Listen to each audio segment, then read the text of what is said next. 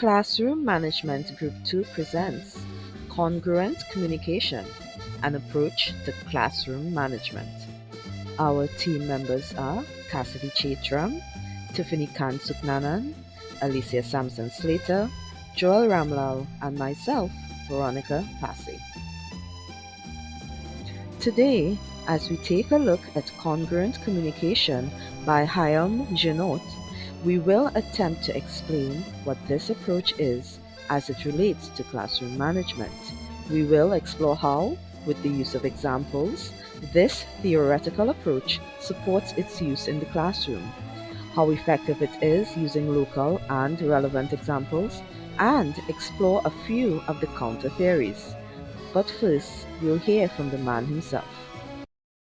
When I get angry at a child, and I get angry often, what I do is I hurl at a child values instead of insults. Who says I have to say, "You're such an idiot"? And he can answer, "Why, of course, you're my father." You know. You know, it's like the father, the little boy, the father who said to the boy, "You eat like a pig. You know what a pig is?" And the child said, "Sure, the son of a swine." You know. But when I get angry at a child, I have no difficulty expressing myself. Well, you know what I do? I say to the child, I use the word "I" instead of the word "you." Instead of saying, "You're such a pest, you're such an idiot, you're so stupid. Where were you when they distributed brains? You know where you'll end up, in jail. That's where you'll end up." What I do is I start saying with the word "I." I said, "I am angry when I see this mess on the floor after I just cleaned up the room. I get mad, I get furious." And by the way, and here I use another principle. I use long, big English words because I would like them to acquire a good vocabulary.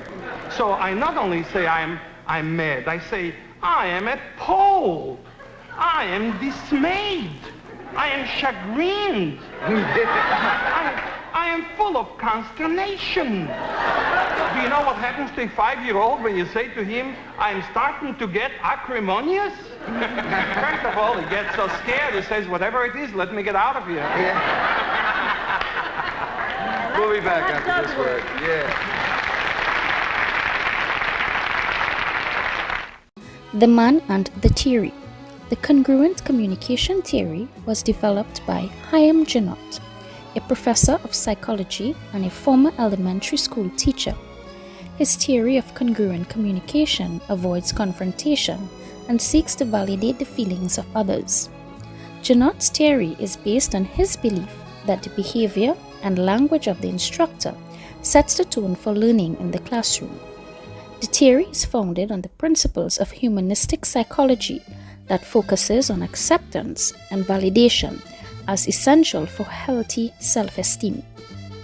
Hyam Janot's congruent communication theory seeks to remove barriers to communication by creating an environment of acceptance and validation without the use of punishment. In order to maximize learning in the classroom, communication must be effective.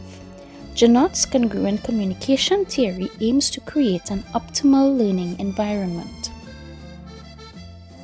Janot's approach assumes that for effective communication to occur, students must feel accepted and valued in the classroom, as well as teachers must abide by the 3 tenets for classroom behavior, which are: 1. Teachers should demonstrate harmonious communication with students in the classroom.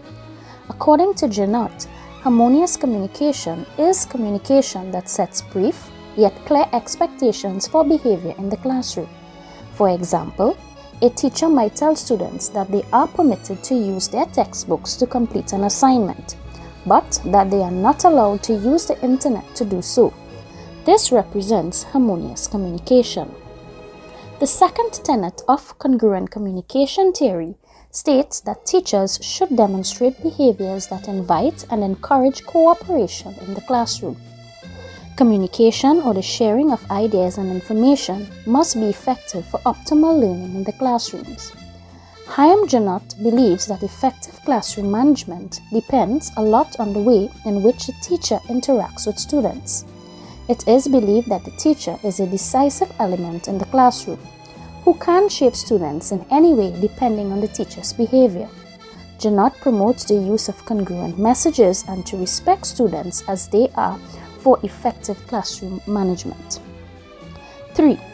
Teachers must promote discipline as an alternative to punishment. Rules are in place for a reason.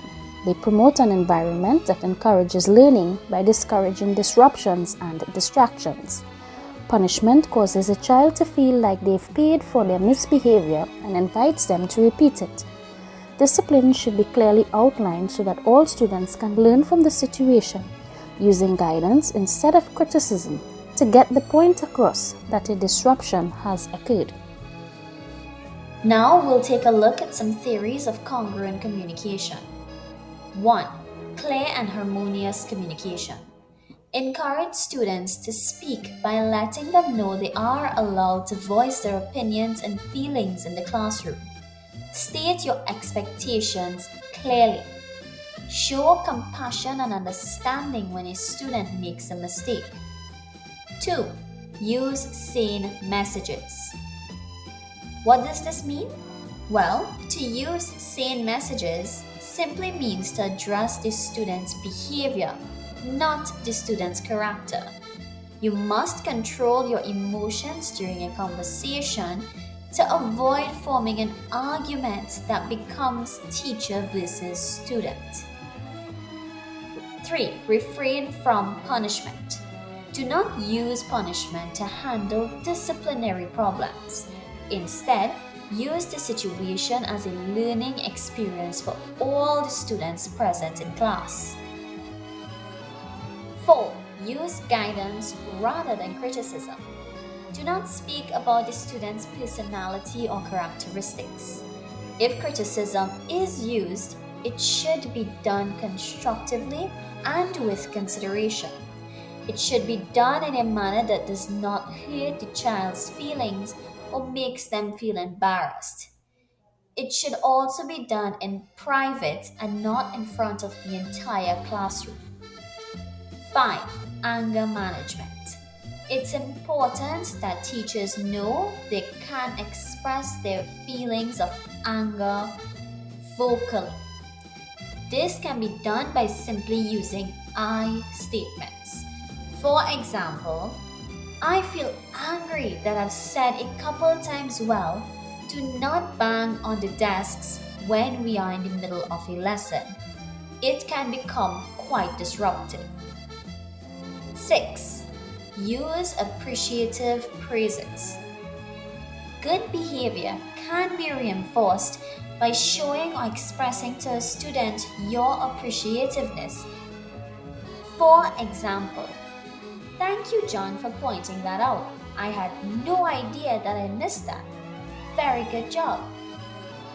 Using praises can also boost students' confidence, which encourages them to participate more in class activities.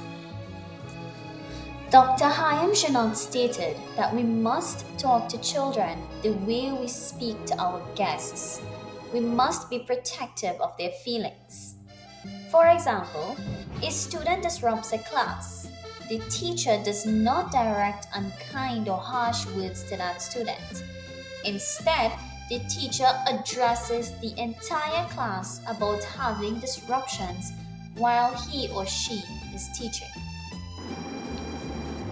How congruent communication can be implemented in the classrooms of Trinidad and Tobago. Janot's theory of classroom management. Avoid using personal identification when addressing interactions to instill acceptable behavior. For example, if a student is continuously talking in class, it is better not to say, "Why are you always talking? I told you to stop talking." According to Janot, it would be better to say, "I am hearing a lot of talking that is disrupting this class." By removing the you statement and replacing them with I statement, you can address the situation without attacking or criticizing the student. The importance of attaching rules to objects. According to Gino, children are supported by strict boundaries and rules. Similar to I statements, it is important to talk about the object and the rule while not criticizing the child. An example would be to say, "The chair is not for rocking," instead of, "You should not rock on the chair." In the classroom, Junot believed that teachers had complete power through communication to influence classroom situations, whether in a positive or negative way. Make a positive impact while actively creating an environment using congruent communication. 1. The teacher must model communication that is congruent with students' emotions and surroundings. The teacher must include cooperative learning. The teacher should use discipline in place of punishment. Implementation. Junot's communication theory can be implemented on its own as a classroom management system, or it may be included into others without disruption.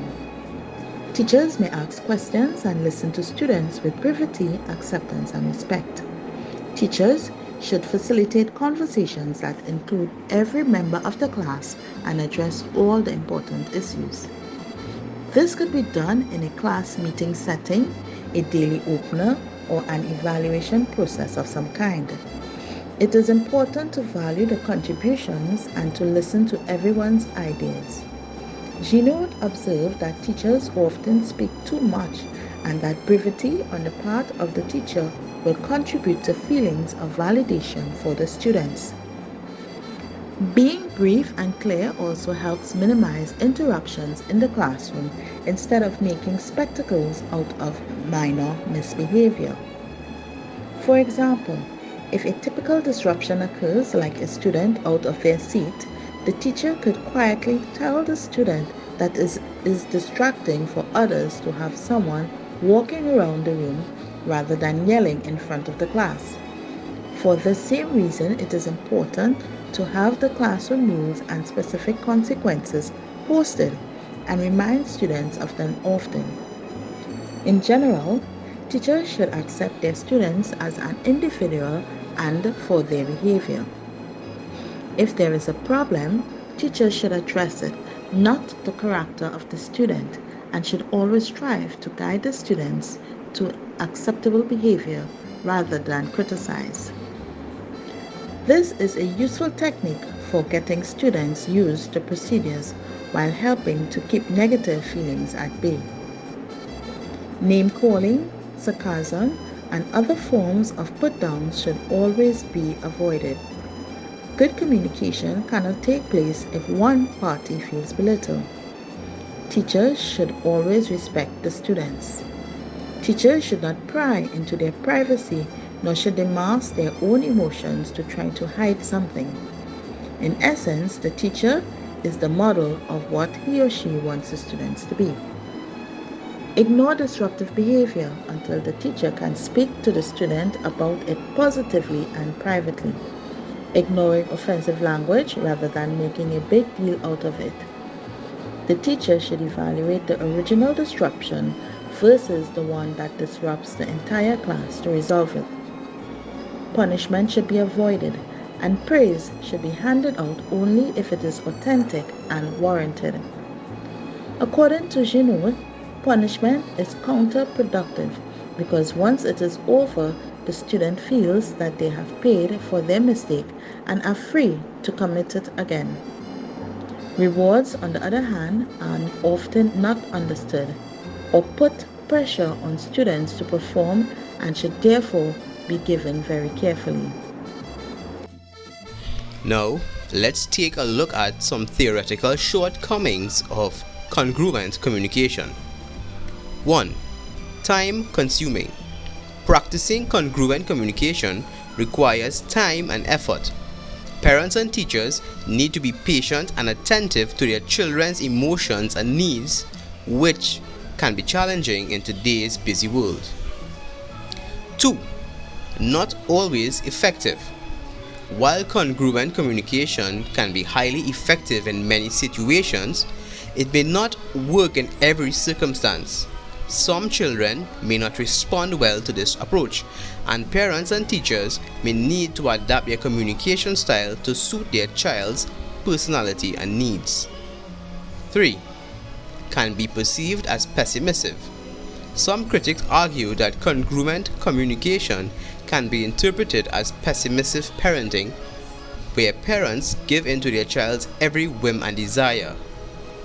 It's important for parents and teachers to strike a balance between empathy and setting appropriate boundaries. 4. Emotional exhaustion. Constantly tuning into a child's emotions and responding empathetically can be emotionally exhausting for both parents and teachers, especially when dealing with challenging or defiant behavior. 5. Lack of clarity. Congruent communication places a strong emphasis on expressing feelings and emotions, which can sometimes lead to a lack of clarity in communication. Children may not always understand the expectations or consequences when emotions take center stage. 6. It may not work for all ages. While congruent communication is often effective with younger children and adolescents, it may not be as effective with older teenagers who are seeking more independence and autonomy. 7. Requires skill development. Parents and teachers may need to develop their communication and emotional regulation skills to effectively practice congruent communication. This can be a learning curve for some parents and teachers. Potential for manipulation. In some cases, children may learn to manipulate their parents by using emotional expressions to get what they want, and this can also transfer to the classroom. 9. Peer influence.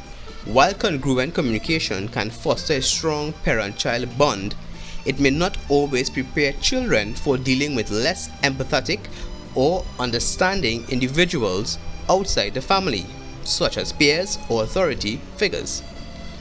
And 10. Cultural differences. The applicability and effectiveness of congruent communication may vary across different cultures and parenting contexts, as cultural norms and expectations regarding parenting and teaching communication styles can differ significantly. Now, we'll take a look at some counter theories to congruent communication. Haim-Junot's congruent communication approach has been widely respected and influential in the field of parenting and education. While it has received criticism and alternative theories have emerged, it's important to note that not all theorists have explicitly debunked Junot's approach. Instead, they have offered alternative perspectives or emphasized different aspects of parenting and teaching with regards to communication. Here are a few theorists and their approaches that differ from Junot's congruent communication. 1. Behaviorism. Behaviorist theories associated with B.F. Skinner emphasize the role of reinforcement and punishment in shaping behavior. Behaviorism may advocate for more structured approaches in discipline, such as rewards and consequences, which can contrast with the empathetic feeling-focused approach of Junot. 2. Authoritative parenting. Diana Baumrein's theory of parenting includes the concept of authoritative parenting, which combines high levels of warmth and responsiveness with clear rules and expectations. This approach may incorporate elements of Junot's ideas, while also emphasizing the importance of setting boundaries. Attachment theory by John Bowlby. Attachment theory emphasizes the importance of secure emotional attachments between parents and children. While attachment theory doesn't directly debunk congruent communication, it adds depth to our understanding of parent-child relationships by focusing on attachment patterns and their impact on a child's emotional development. Cognitive behavioral theory, Albert Ellis. This approach, often associated with Albert Ellis and Aaron Beck, focuses on changing thought patterns and cognitive processes to influence behavior. It may involve more direct and cognitive methods to address behavior and emotional issues compared to Junot's approach. Transactional analysis, Eric Byrne. Transactional analysis examines interpersonal interactions and the role of different ego states, parent, adult, child, in communication. It can provide a framework for understanding and improving family and classroom dynamics, but does not necessarily debunk congruent communication. Parent-Child Interaction Therapy by Sheila Iberg. PCIT is a behaviorally based approach that combines elements of play therapy, behaviorism, and attachment theory. It aims to improve the parent-child and teacher-child relationship by teaching effective communication and discipline strategies. While shortcomings like lack of clarity, being time consuming, and open to influence or manipulation are accurately aligned with the theory, Janot's congruent communication generally has a solid foundation. Congruence is the alignment of all aspects of communication: the passion, the message, and the content. Body language, gestures, and nonverbal communication are as equally important and must also align with what is being said. Janot sought to remove obstacles to communication between children and adults by creating an environment of acceptance and validation, as he believed that the behavior and language of the instructor would set the tone for learning. He stated that communication should be clear and harmonious while providing guidance, refraining from anger, and making good use of appreciative praises. Janot also asserted that communication should avoid becoming punitive by using I instead of you when communicating anger or disappointment.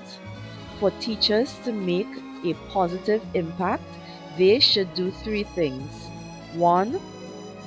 Model communication that is congruent with students' emotions and surroundings. 2. Include cooperative learning. And 3. Use discipline in place of punishment. So, when next you engage in communication, remember to apply some of the tenets of congruent communication to help maintain a positive conversation.